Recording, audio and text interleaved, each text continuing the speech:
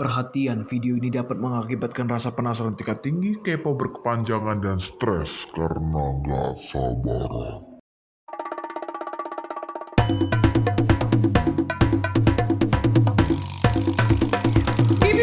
Bincang-bincang hukum. Salam persahabatan. Hai sahabat gembel. Pada kali ini kita bertemu lagi dalam video singkat dari Perkumpulan Gemar Belajar, yaitu BBHU, Bincang-bincang Hukum episode yang kedua.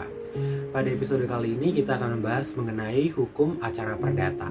Dan dalam video kali ini kita ada 3 orang talent, yaitu ada saya Andre Mensari, dan kemudian ada Desi Armasipayung, dan juga ada Nicholas Marulituari Tengah. Nah, sahabat-sahabat sekalian, dalam video kali ini kita akan membahas mengenai 3 hal dalam hukum acara perdata. Yang pertama mengenai pembuktian, yang kedua mengenai putusan, dan yang ketiga juga mengenai upaya hukum dalam acara perdata. Baiklah sahabat-sahabat sekalian, kalau begitu langsung kita mulai. Untuk topik yang pertama, kita akan membahas mengenai pembuktian. Apa sih sebenarnya pembuktian itu? Menurut Sudikno Mertokusumo, pembuktian itu adalah suatu hal yang memberi dasar-dasar yang cukup kepada hakim dalam memeriksa perkara yang bersangkutan guna memberi kepastian tentang kebenaran mengenai peristiwa yang diajukan. Nah, jadi sahabat-sahabat, pembuktian ini adalah suatu saat dalam persidangan di mana kedua belah pihak saling mengajukan buktinya, di mana bukti-bukti ini nantinya akan dipergunakan oleh hakim untuk melihat kebenaran secara formil dalam gugatan yang dibawakan ke dalam peradilan perdata, begitu. Nah, kemudian ada alat bukti. Apa sih itu alat bukti? Gitu. Nah, alat bukti adalah segala sesuatu yang oleh undang-undang ditetapkan dan dipakai untuk membuktikan sesuatu. Di dalam acara perdata sendiri, alat bukti sejatinya telah diatur di dalam pasal 164 HIR, kemudian di pasal 284 RBG, serta diatur pula di dalam pasal 1886 KUH Perdata kita. Dalam acara perdata dan juga dalam hukum perdata Indonesia, itu ada 5 alat bukti yang dikenal. Yang pertama adalah bukti surat atau alat bukti tertulis. Bukti surat atau alat bukti tertulis ini adalah segala sesuatu yang memuat tanda-tanda bacaan yang dimaksudkan untuk mencurahkan isi hati atau untuk menyampaikan pemikiran seseorang dan digunakan sebagai alat pembuktian. Nah, sahabat-sahabat sekalian, dalam acara perdata juga kita kenal dalam alat bukti tertulis itu ada istilahnya namanya akta otentik dan juga akta non otentik atau akta di bawah tangan gitu.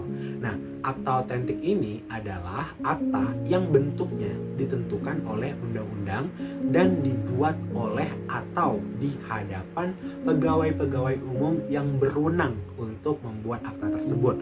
Contohnya seperti akta jual beli yang dibuat di hadapan notaris. Nah, kemudian ada akta di bawah tangan. Akta di bawah tangan ini adalah akta yang dibuat secara bebas di antara kedua belah pihak, di mana para pihak tanpa bantuan dari pihak manapun ataupun dari seorang pejabat, mereka membuat perjanjian atau membuat suatu akta di antara mereka gitu. Contohnya seperti misalnya kita ada kwitansi. Nah, itu salah satu contoh dari akta di bawah tangan. Nah, kemudian alat bukti yang kedua dalam acara perdata adalah keterangan saksi.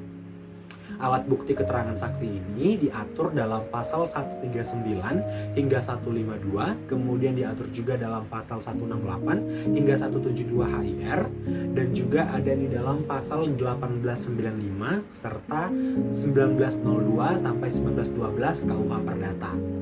Saksi adalah orang yang memberikan keterangan di muka sidang dengan memenuhi syarat-syarat tertentu tentang suatu peristiwa atau keadaan yang dilihat dengan mata sendiri atau dialami sendiri sebagai bukti terjadinya suatu peristiwa atau keadaan.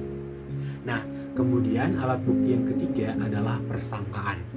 Nah, sahabat, persangkaan itu adalah kesimpulan yang oleh undang-undang atau oleh hakim ditarik dari suatu peristiwa yang diketahui umum ke arah suatu peristiwa yang tidak diketahui umum, dan persangkaan ini telah diatur di dalam pasal 1915 KUH Perdata dan juga ada diatur dalam pasal 173 HIR dan pasal 310 RBG. Begitu. Nah, kemudian yang keempat adalah pengakuan. Pengakuan ini diatur di dalam pasal 174, 175 dan juga 176 HIR. Ada juga diatur di dalam pasal 311, 312 dan juga 313 RBG. Nah, kemudian ada juga diatur dalam KUH Perdata kita, yaitu pasal 1923 hingga pasal 1928 KUH Perdata.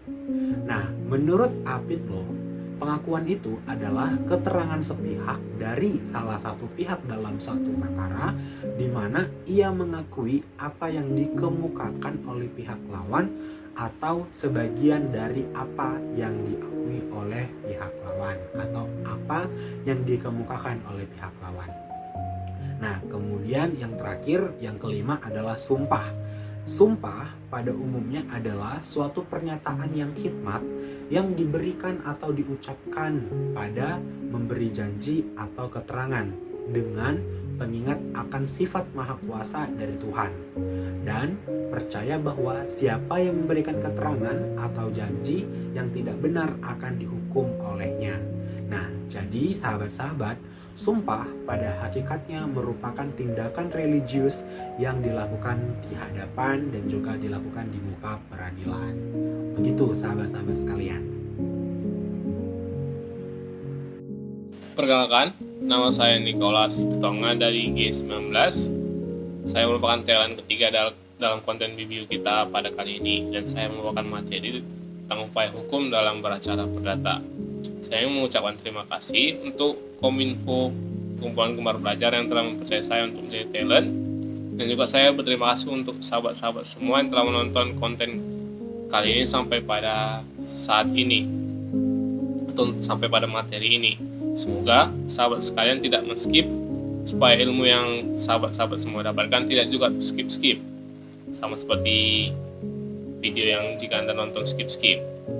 Oke, baik, kita kembali ke konten kita. Upaya hukum atau res middle adalah upaya yang diberikan hukum untuk memberikan perlindungan hukum terhadap putusan hakim yang dirasakan merugikan oleh pihak yang berperkara. Nah, mengenai putusan hakim sendiri, sebelumnya sudah dibahas oleh talent sebelum saya. Nah, upaya hukum dalam beracara di peradilan terbagi menjadi dua, yaitu upaya hukum biasa dan upaya hukum luar biasa. Terdapat perbedaan dalam dua upaya hukum ini, yaitu terdapat dalam sifat putusan hakimnya. Nah, dalam upaya hukum biasa, diajukan terhadap putusan hakim yang belum berkekuatan hukum tetap. Berkekuatan hukum tetap di sini artinya putusan tersebut bersifat final dan akan dilakukan eksekusi. Oleh karena itu, upaya hukum biasa ini sifatnya menangguhkan dari eksekusi. Sedangkan upaya hukum luar biasa itu terhadap putusan hakim yang telah berkekuatan hukum tetap. Upaya hukum biasa dalam acara perdata dibagi menjadi tiga, yaitu upaya hukum perawanan atau verzet. Upaya verzet ini dilakukan terhadap putusan verstek atau putusan in absentia, yaitu putusan yang dijatuhkan hakim tanpa hadirnya pihak tergugat atau para tergugat. Pihak tergugat atau para tergugat yang merasa dirugikan terhadap putusan verstek dapat mengajukan upaya hukum verzet dalam tenggat waktu 14 hari setelah putusan dijatuhkan. Nah, hal ini diatur dalam pasal 129 HR atau pasal 153 RBG. Yang kedua ada upaya hukum banding. Banding merupakan upaya hukum yang dia lakukan terhadap putusan akhir di tingkat pengadilan pertama atau pengadilan negeri.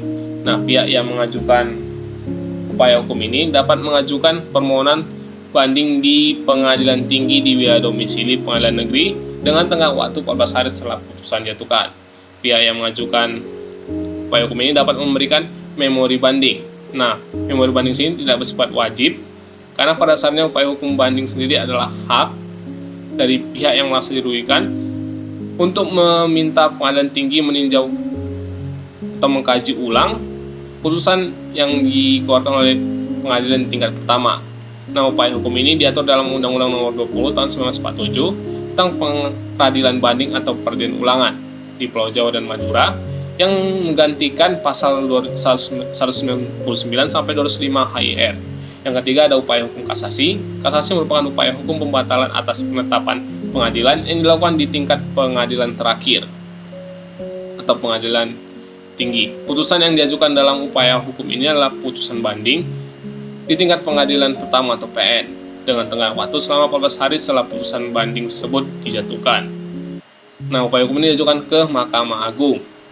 Dalam kasasi sendiri, pihak yang mengajukan wajib memberikan memori kasasi karena pada dasarnya memori kasasi merupakan syarat formal yang bersifat fundamental dalam upaya hukum ini. Nah, upaya hukum kasasi sendiri diatur dalam Undang-Undang Nomor 13 Tahun 1965 yang sekarang menjadi Undang-Undang Nomor 48 Tahun 2009 tentang kekuasaan kehakiman. Upaya hukum kedua adalah upaya hukum luar biasa. Upaya hukum luar biasa dalam beracara perdata ada dua. Yang pertama adalah peninjauan kembali atau PK. PK merupakan upaya hukum yang dilakukan terhadap putusan hakim yang telah berkekuatan hukum tetap. Namun, putusan tersebut sifatnya dimentahkan kembali sehingga dapat diajukan peninjauan kembali. Nah, upaya hukum ini diajukan dalam tenggat waktu 120 hari setelah putusan dijatuhkan. Alasan diajukan PK ini ialah karena ditemukan novum atau bukti baru yang sifatnya menentukan perkara. Namun, novum ini ditemukan setelah perkara tersebut diputus. Nah, sebab lain karena perkara yang dituntut melebihi atau tidak sesuai dengan apa yang dituntut.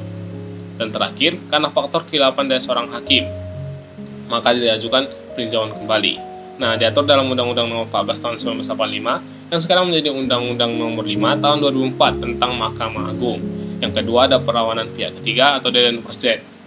Nah, ini yang uniknya dalam beracara perdata dan bedanya dari acara-acara lainnya. Dead first merupakan upaya hukum yang diberikan karena putusan pengadilan yang mengikat pihak penggugat dan pihak tergugat berdampak pada pihak ketiga di luar pihak penggugat dan pihak tergugat. Nah, berdampak di sini sifatnya merugikan dari pihak ketiga. Oleh karena alasan ini, maka upaya hukum ini disebut upaya hukum luar biasa. Nah, upaya hukum ini diajukan ke pengadilan pertama atau pengadilan negeri. Hal ini diatur dalam pasal 195 ayat 6 HIR atau pasal 206 RBG.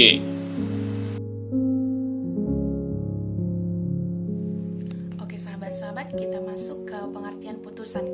Pembacaan putusan oleh hakim di muka pengadilan merupakan tahap yang sangat dinanti-nanti oleh para pihak. Sudikno Mertokusumo memberikan pemahaman bahwa putusan hakim merupakan pernyataan oleh hakim sebagai pihak yang berwenang untuk itu dan bertujuan untuk menyelesaikan sengketa ataupun permasalahan di antara para pihak. Nah, putusan ini dibedakan menjadi putusan akhir dan putusan bukan akhir ataupun putusan sela sebagaimana yang sudah diatur pada pasal. Nah, putusan sela dibedakan menjadi 4 jenis putusan. Yang pertama itu adalah putusan preparatoir, yaitu putusan yang diambil untuk mempersiapkan putusan akhir tapi tidak memengaruhi hasil putusan akhir. Contohnya adalah putusan yang menggabungkan dua perkara yang mirip. Nah, yang kedua itu adalah putusan interlokutoir. Putusan interlokutoir ini berisi perintah pembuktian dan putusan ini memengaruhi hasil akhir. Nah, yang ketiga itu adalah putusan insidentil. Nah, putusan insidentil ini diambil untuk mempersiapkan putusan akhir dan memengaruhi hasil akhir dari putusan akhir. Contohnya, putusan yang membolehkan putusan tiga pihak. Nah, kemudian yang keempat itu adalah putusan provisionil. Nah, putusan provisionil ini merupakan putusan yang mengabulkan gugatan provisi, yaitu permintaan agar sementara sebelum diputus akhir dilakukan tindakan pendahuluan. Contohnya adalah putusan yang memutuskan agar penghentian pembangunan gitu di dalam tanah yang dipersengketakan. Yang kedua itu adalah putusan konstitutif, yaitu putusan yang sifatnya menyediakan suatu keadaan hukum atau menciptakan suatu keadaan hukum yang baru. Contohnya itu adalah putusan yang memutuskan bahwa hubungan antara si penggugat dan tergugat putus karena perceraian. Nah, kemudian yang ketiga itu ada putusan kondemnatoir. Nah, putusan kondemnatoir ini merupakan putusan yang sifatnya menghukum. Contohnya adalah putusan yang memutuskan bahwa si tergugat harus membayar hutang kepada si penggugat sebesar 100 juta.